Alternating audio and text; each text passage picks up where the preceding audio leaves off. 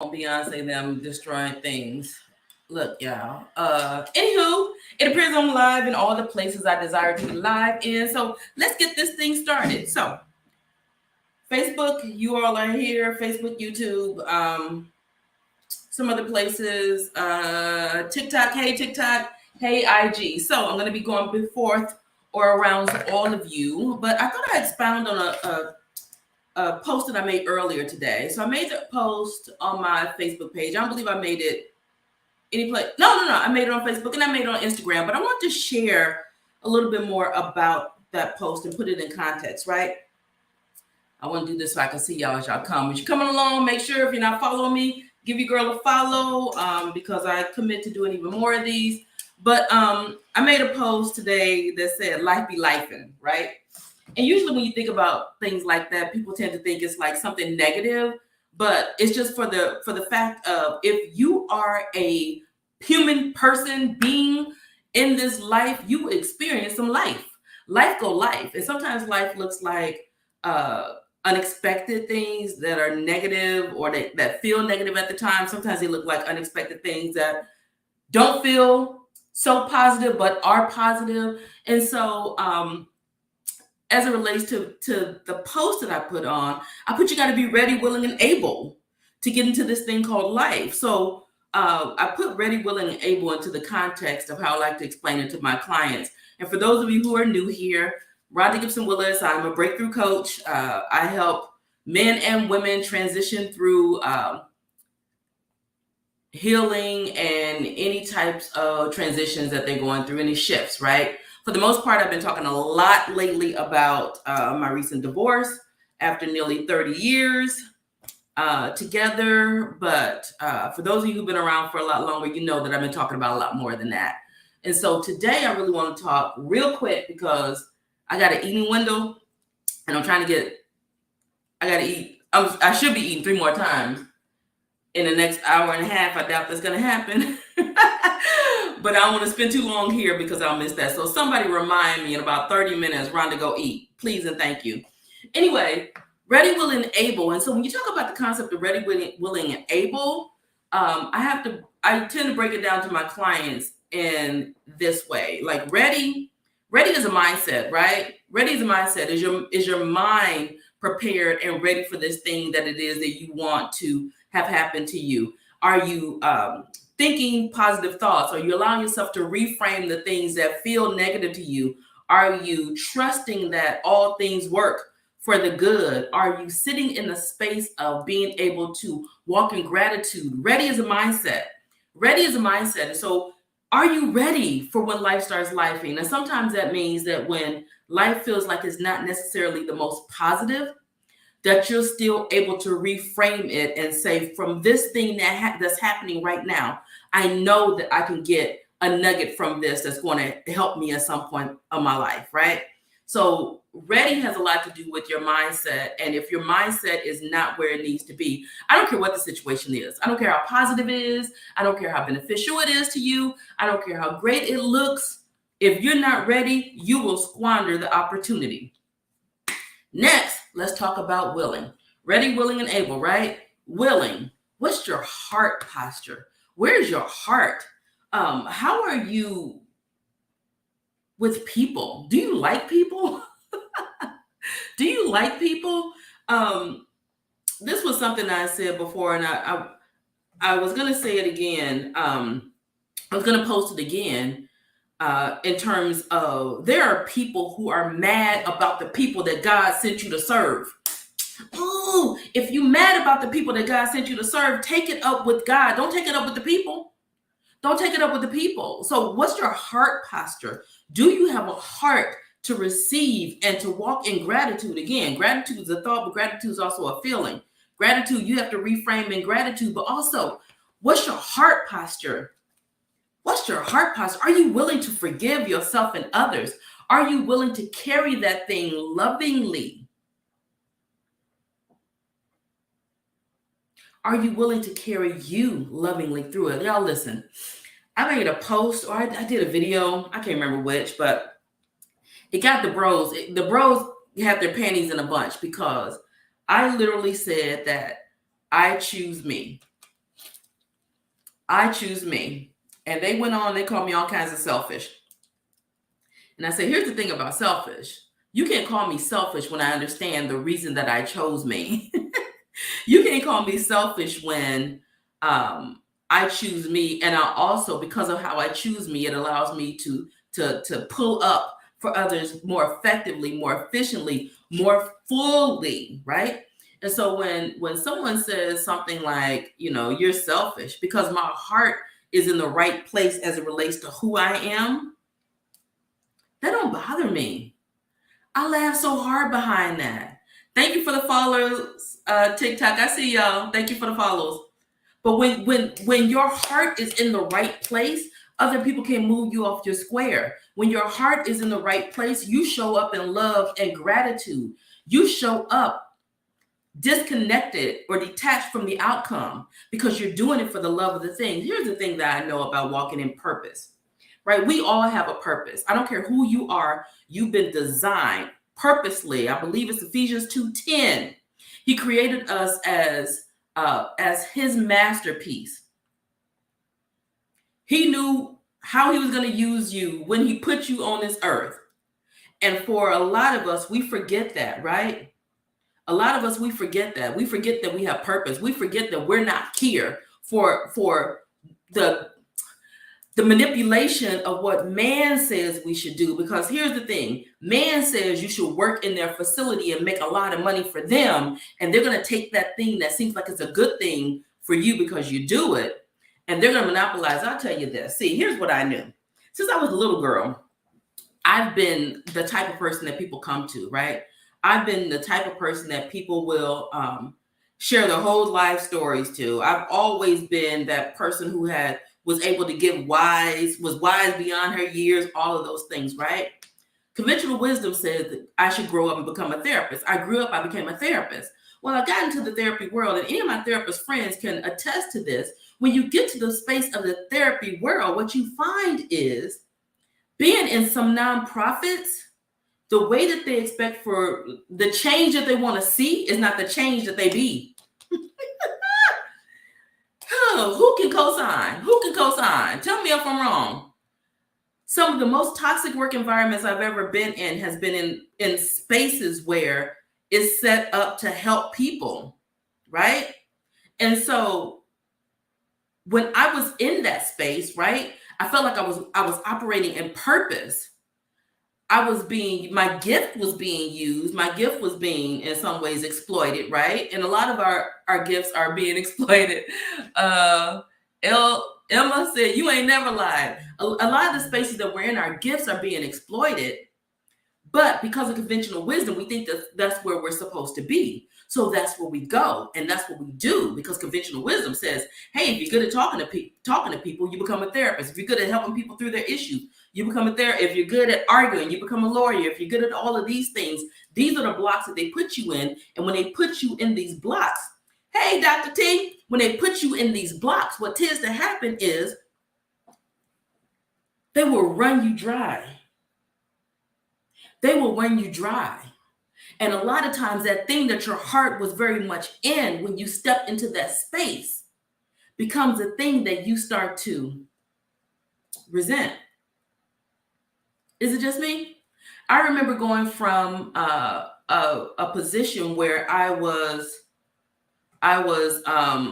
direct care, right? I was direct care, and then I got promoted. I got promoted to therapist, and getting promoted to therapist meant that I'd gone through graduate school. I got a whole graduate degree. I had done all the things I needed to do. They gave me a whopping $1,500 what's that thing called? $1,500 raise to go along with it. And when I got to the position, I remember thinking, I would take a pay cut to go back to where I came from, because my heart started to be not in the thing that my heart was designed to be in. Does that make sense? Some of you are in these spaces where your gifts, right? Your purpose is being pimped. Your purpose is being pimped. And because of that, your heart, you're not even showing up in the right way as you should. Oh, I see this as a former public educator. This unfortunately is still true. I can tell you, I know I know I go and I train in these spaces all the time. I train in these spaces all the time, and the people, they look miserable. They look miserable.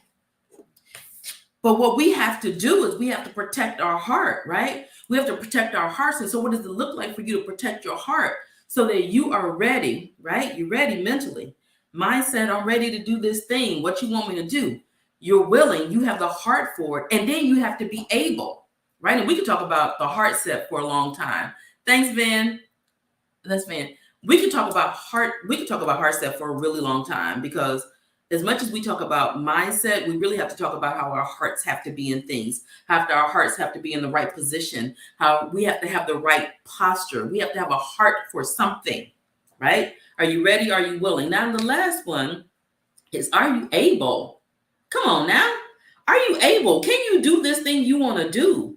Can you do this thing? Can you even hold the thing that you're about to get? As life comes, and if life is lifing, if you lack the ability to have good coping skills or problem solving skills or resilience, you got to work on that. You got to work on that. Not when it's game time at the Super Bowl. You got to work on that on the off seasons. What that means is before you need those habits. And a lot of us think, oh, you know what? I grew up in trauma. I've dealt with a lot of different things. I've experienced a lot of life. And then when the first thing comes, it breaks you. And I'm telling you, I'm speaking as a formerly broken person. Did I mention that I'm a licensed therapist? Did I mention that I'm a certified coach? Did I mention that I have lots of credentials? I have lots of continued education. I have lots of experience. And in spite of that, I started to crumble. And this has nothing to do with my divorce. I mean, it may have contributed to it because it exposed some things about my marriage. But I'm here to tell you that if you don't build this foundation up before you get there, it makes it that much harder to climb out of there. It makes it that much harder to get through it. And so as it relates to where you're at, what decisions you're making in life, are you ready? Are you willing? And are you able? Mindset, heart set, skill set. Able is about the skill set. If you're not able, acquire the skills. If you're not able, find somebody to help you acquire the skills. If you're not willing, so we talk about willingness and we talk about motivation, right? And I mentioned this before because I used to teach at a community college. And when I taught at the community college, I taught one of the courses I taught was New Student Seminar. I love that class because it reminded me a lot of the seminar class that I took when I went to college. When I went to college, I remember one of the things that they taught me, as a new student coming to a class, always sit up front. When you sit up front, the professors take note of you sitting up front. You're more likely to pay attention, and you're likely to get a good grade if you do that. Because you're paying attention, you're up front. Every class I sat up front. Every class where I had the opportunity to, I sat up front. Except for math, because I was trying to hide in the back, and that was one of the huge classes. And I went to a smaller college, Jackson State University, the I love, and sometimes we only have like 30 people in a classroom. But there were some opportunities to hide, and when it was an opportunity to hide in math, I did hide there. But when I taught this class, it gave me some really good nuggets, right? Some things that I was able to take away, and then I use it not only with my corporate clients when I am doing executive coaching or when I'm doing leadership training for their companies, but also as I'm speaking to some of my breakthrough clients, is that motivation does not look simply like a desire. When people say, oh, you're not motivated, right? So your mindset, people attack that and be like, oh, well, you need to go get ready. Motivation is not just merely about one thing. Motivation, there's a formula to motivation. There's a formula to motivation. The formula of motivation is V times E equals M. Value. Do I value this thing? Well, hell yeah, I value this thing. If that value is at 10, then that's great. And most of us, with the things that we want, our value is at 10. Do I value being an entrepreneur? Do I value being healed? Do I value being happy? Do I value whatever it is, this thing is that you think you may value? That tends to be at a 10. But the E is the expectation do I expect that I'll be able to achieve that goal? Do I value having $10 million in the bank? Yep. Do I think I'll be able to achieve that goal? Maybe that's at a 4. Well, 10 times 4 equals 40. You're going to show up at your level of that equation, right? You're going to show up at your level of that equation. And so if your expectation is the thing that's causing that formula to be off, then you have to build up the skill set to raise your expectation and the likelihood that you'll be able to get that thing. So for example, I value getting fit and healthy. I value that. Thanks for the follows, TikTok. I value getting fit and healthy. I value that at a 10. Now, what are my expectations? By myself, my expectations about at a 4. So that's 10 times 4, that equals a 40. But with the right supports, because I've done it before, and I believe I could do it again with the right supports, and with the right level of accountability, and with the right programming and resources, it's about 90. My motivation increases. I mean, it's at 9, so now that becomes 10 times 9 equals 90. My readiness, right? My mindset is attached to that. If your mindset is not attached to that thing, if you're not in a space that you want to be or you desire to be, here's what I encourage you to do.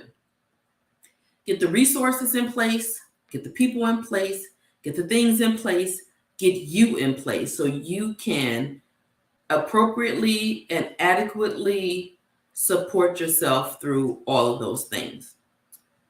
You can't do it when the rubber meets the road, because I tell you, it's a lot harder to dig out of that ditch when you haven't already put a ladder in there. Oh, that's a good one. That's a good one. It's a lot harder to dig out of a ditch when you haven't already put a ladder down there. Start building your ladder, because here's what I can tell you. As my mama would say, if you haven't reached a ditch season yet, keep a living. Keep a living if you haven't reached a ditch season yet. So start building your ladder. Start building it. Now, if you're down in the ditch, that's all right, because you know what? You can still build that ladder. It may require a lot more help. It might require a lot more attention. It might require a lot more of what you believe you even have to offer right now, but it is possible. It is very much possible. So with that, I say, I think I'm going to go now so I can go eat. I want to step in real quick with that message to kind of piggyback on that last one. Are you ready? Are you willing? Are you able? And I'll see y'all next time. Hey, for those of you who are on any of my platforms, I'm pretty sure I'll be going back to doing office hours in my Shift Queens group. If you're not in my Shift Queens group, go to shiftqueens.com and join. Office hours basically looks like you get invited to a Zoom meeting. We go on Zoom. I talk for a little bit, like I might talk about something like this. And then we'll have a discussion about something like this. And then if there's someone who wants to be coached through a situation or something, I do some live coaching. So if there's something that you're interested in, make sure you're in my Shift Queens group, shiftqueens.com. The link is in all of my bios. If you decide that you need a one-on-one with me to help you walk through a situation, you can book a one-on-one session at not bookrhonda.com. That's my corporate one. RhondaLet'sTalk.com. Although if you go to bookrhonda.com, I think you might be able to get to all of them. I just had all that switched up. So RhondaLet'sTalk.com, that will get you linked to my one-on-one session. And here's the thing I want to say about that. It's not necessarily the time that you'll spend with me. It's the outcome. What is it you're looking for? So I had a corporate client reach out, a potential corporate client. They reached out and they asked me about a training, about doing a training. It was an hour and something training. And I asked about their budget, right? And they said they had, whatever the amount was, which was about $1,000 less than when I charged for that hour. About $1,000 less. And but I made some what's the thing? I made some accommodations, right? I said, I'll tell you what, because I'm dedicated to this cause and because of all these other things, I I might be able to do that if you cover this, this, and this, right? So then they send back an email, a couple days later, and they go, you know what? For an hour and a half, we can't justify that expense, which is cool with me because I've had clients who paid more than double that, because it's not about the time. What I understand is the value. So when you get me as a corporate trainer, when I come in, if I come in for an hour, you're gonna get 3 years worth of content. You're gonna get 3 years worth of impact because the people are gonna leave their change. I guarantee you, lives are always changed when I do a training. If you sign up for a one-on-one with me, you're gonna get more than your hour's worth. That's how it is. And so it's not necessarily about the time, it's about the outcome, the impact, what it is you desire. So if that's something that you're looking for, hit me up. I had somebody say to me, I spent 20 minutes with you and it changed my life. And that's my goal. Thanks for the other follows. TikTok is doing the most. I appreciate y'all, TikTok. And I may come back on later after I eat on TikTok. So if you're not following me on TikTok, make sure you follow me on TikTok. Shift Queens. But with that being said, y'all know where to find me if you need me. And y'all see me again soon. But I want to leave you with that. Ready, willing, and able. They are different things. All right, Facebook and YouTube. Bye.